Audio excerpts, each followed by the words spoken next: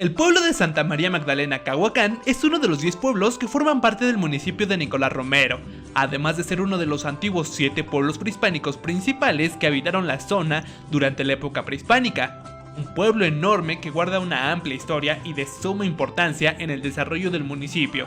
El día de hoy queremos presentarte lo que debes saber de Santa María Magdalena Cahuacán, iniciando por la época prehispánica.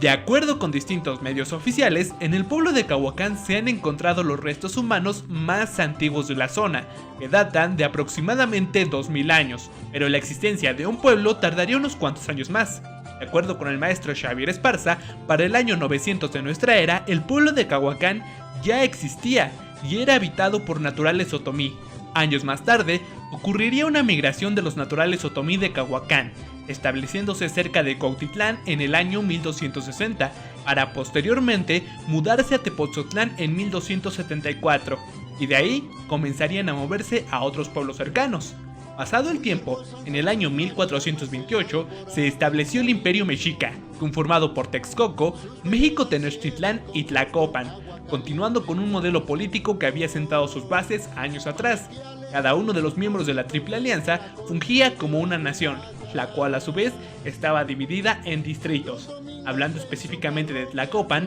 esta nación estaba conformada por 6 distritos, los cuales eran Cuautitlán, Axocopán, Atotonilco, Hueypochtlán, Xilotepec y Cahuacán. Así el pueblo se convertía en la cabeza tributaria del distrito con el mismo nombre, y el cual estaba conformado por los pueblos de Chapolmaloyán, Tlazala, Tecpan, Xilotzingo, Chimalpan, Mimiapan, Otzolotepec, Ameyalco, Cuautepec, Atenco, Tecamachalco, Huitzquilucan, entre muchos otros, siendo uno de los distritos con menor población, ocupando el quinto lugar con 13% de la población total de Tlacopan. Sin embargo, era el segundo distrito que más tributos otorgaba, con el 11.8% del total que eran entregados a Tlacopan, y los cuales consistían en 800 mantas de tejido bicolor, 800 mantas sencillas de ixtle, los 3 tipos de vestimentas utilizadas con rodelas, 3 cargas de leña, 2 cuescomates o graneros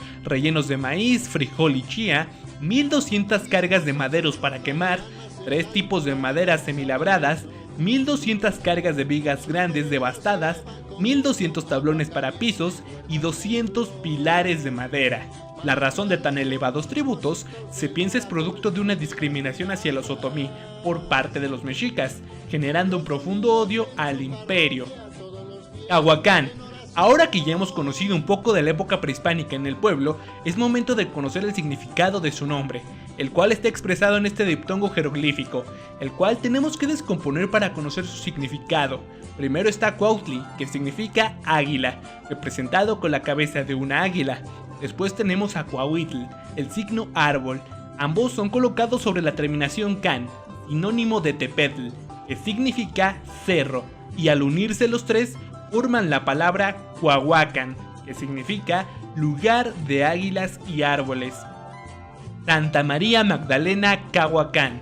Tras la caída de Tenochtitlán el 13 de agosto de 1521 y el inicio de la evangelización de los pueblos conquistados, el pueblo de Cahuacán se le es asignado a Santa María Magdalena como patrona de la comunidad, edificando una iglesia en su honor en el año 1596. La segunda en todo el territorio que años más tarde se convertiría en Montebajo y después en Nicolás Romero, celebrando a María Magdalena cada 22 de junio como lo marca la tradición, aunque es probable que antes existiera otra iglesia en el paraje conocido como Iglesia Vieja, la cual, al ser construida sobre un antiguo panteón prehispánico, fue destruida por los naturales otomí. La lucha por la Encarnación. La Hacienda de la Encarnación es muy probablemente la construcción emblemática por excelencia en Nicolás Romero, y la cual, para poder hablar de ella, tenemos que remontarnos al año 1690, cuando el rey de España, Carlos II, concede a Alonso Dávalos Bracamonte y Ulibarri el título de conde de Miravalle, estableciendo su mansión en la actual Alcaldía Cuauhtémoc, calle Isabel la Católica número 30, y teniendo en su disposición varias haciendas del país, una de ellas la Hacienda de la Encarnación, de la cual fueron ranchos anexos los de San Jerónimo y de San Juan de las Tablas, todos ellos en terrenos del pueblo otomí de Cahuacán, al mismo tiempo que la Encarnación prácticamente tenía rodeado al pueblo de todos lados, Esto molestó a los naturales otomí, especialmente porque los condes de Miravalle comenzaron a explotar los recursos naturales de la zona.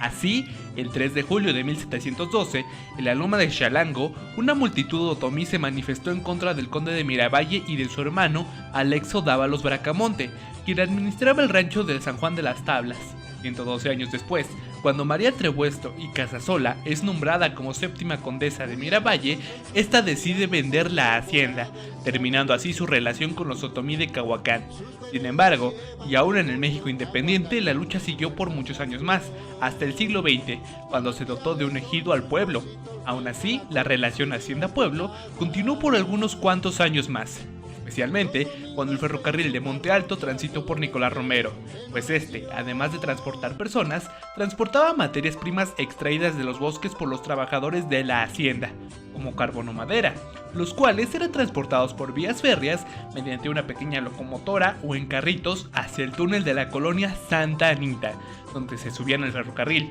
En el caso de la madera, primero era llevada al aserradero de Palo Hueco, para ser cortada conforme a las medidas requeridas.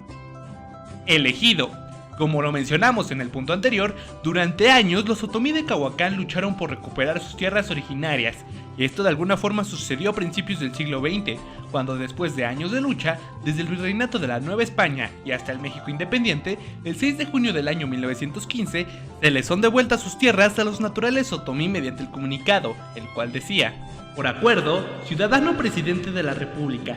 comunicado a este gobierno por la Secretaría de Estado del Interior, sírvase usted dar inmediatamente posesión de la Hacienda de la Encarnación, sus ranchos anexos, a los vecinos del pueblo de Santa María Magdalena Cahuacán, avisando haber cumplido esta disposición.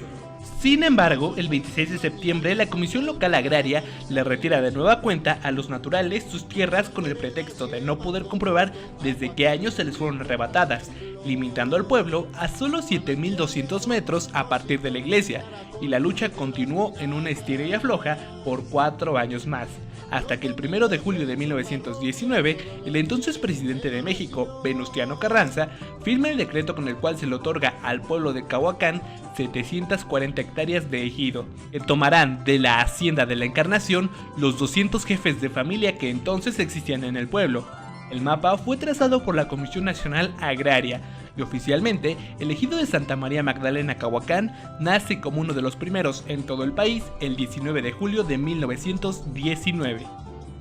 Asociación de Charros Pablo Ramos. La charrería es uno de los deportes nacionales, y el cual es producto de la conquista española, practicándose sobre todo en haciendas, pero tras el fin de la Revolución Mexicana, durante la década de 1920, la charrería se popularizó en los pueblos de México, especialmente debido a que se hizo un deporte profesional al crearse el primer reglamento de la charrería en la Ciudad de México en el año 1921, y con ello se crearon oficialmente las primeras 3 asociaciones de charros: la Nacional en 1921, Club Nacional de Charros Potosinos en 1923 y la Asociación de Charros del Estado de México de igual forma en 1923. Y con la creación de las asociaciones, en todo el país los lienzos charros se comenzaron a construir, los cuales están conformados por un ruedo y un carril rectangular, y obviamente gradas para los espectadores. En el caso de Cahuacán, a pesar de no ser el único pueblo de Nicolás Romero con la tradición de charrería,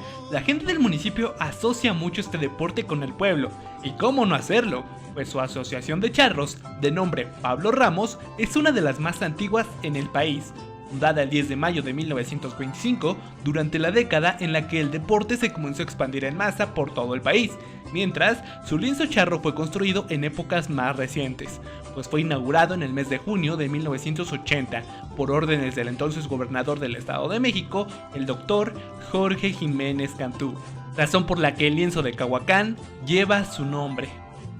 El rancho de Gilberto Parra Paz. Uno de los compositores más famosos en la historia de México, principalmente en el género de la música ranchera, fue el jalisciense Gilberto Parra Paz, nacido un 30 de julio del año 1913 en el pueblo de San Pedro Tezistán, municipio de Jocotepec, en Jalisco. Durante los años de carrera artística, fue el compositor de históricos cantantes mexicanos, entre ellos Pedro Infante, Vicente Fernández, Jorge Negrete, Lola Beltrán o Lucha Villa, a quienes compuso canciones como ¿Qué te ha dado esa mujer?, Amor de los dos, Mi cruz de pasión o Por un amor. Esta última tan famosa que lo hicieron acreedor a un disco de oro por haber vendido 1 millón de copias. El éxito como compositor de Gilberto le trajo grandes fortunas y como un buen hombre de pueblo, en algún punto de la década de 1960 se hizo del rancho Los Laureles, en el pueblo de Cahuacán, convirtiéndolo en un preciado hogar. Y por ese hecho y su entrañable amistad con Vicente Fernández,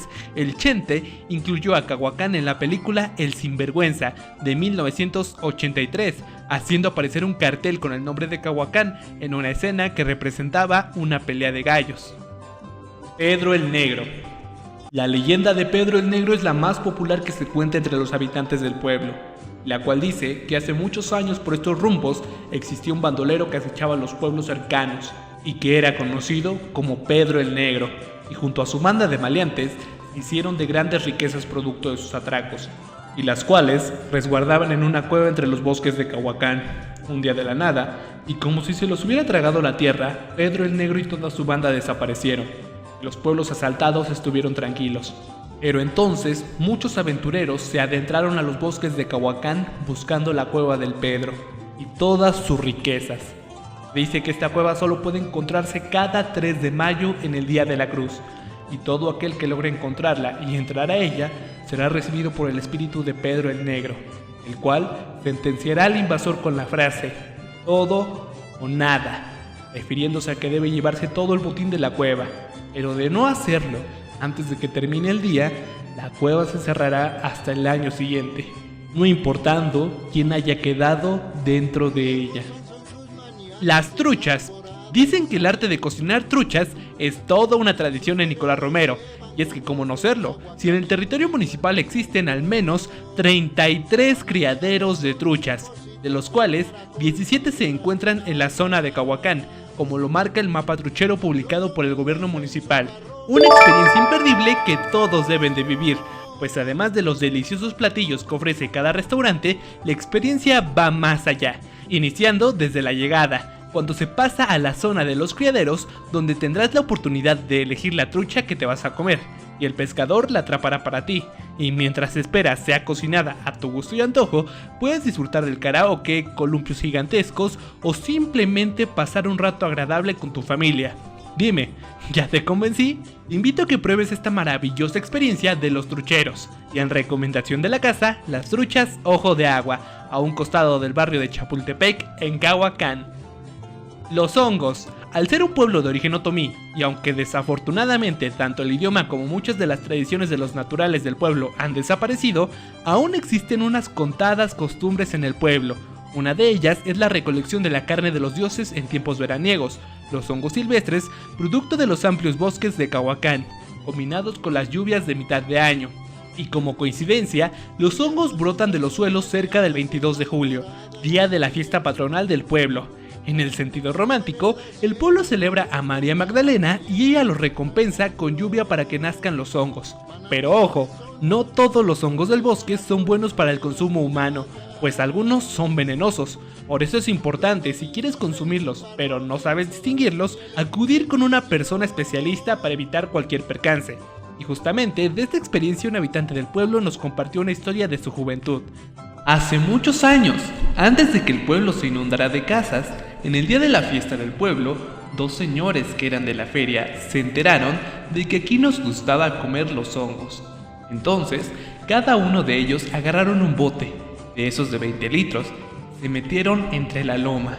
A los 20 minutos, los 2 señores salieron con los botes llenos de hongos y dijeron: a ver, ¿quién sabe cuáles son buenos para que nos los escoja? Entonces, un señor del pueblo se acercó a escoger los hongos, y al final, de los 2 botes que estaban repletos, solo quedaron 4 pequeños honguitos. Tan tristes se quedaron aquellos señores que mejor le regalaron los hongos que los escogió.